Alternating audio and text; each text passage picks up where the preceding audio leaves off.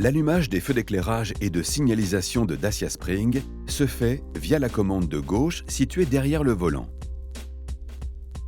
Sur cette manette, la première bague concerne l'allumage ou l'extinction de l'éclairage. La position auto va vous simplifier la vie. Dès que le moteur est mis en route, les feux de croisement s'allument ou s'éteignent automatiquement en fonction de la luminosité extérieure. Les feux s'éteignent dès que le moteur est arrêté.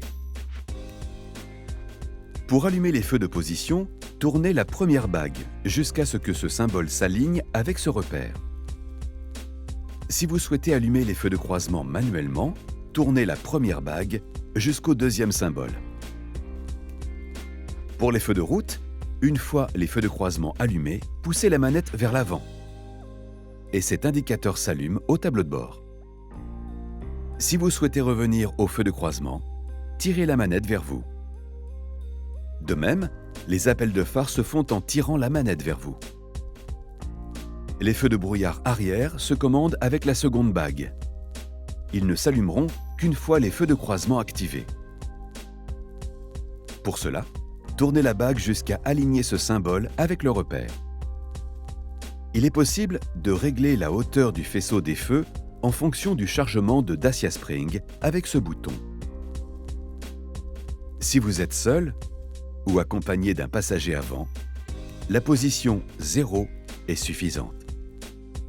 Vous embarquez tous les passagers avant et arrière, basculez sur la position 1 afin d'abaisser le faisceau des feux. Enfin, la position 2 est nécessaire si vous emmenez tous les passagers avant et arrière, plus leur bagage dans le coffre. Procédez de la même manière si vous êtes seul avec le coffre plein. Actionner les indicateurs de direction se fait toujours par la manette de gauche, en la manœuvrant dans le même sens que le volant.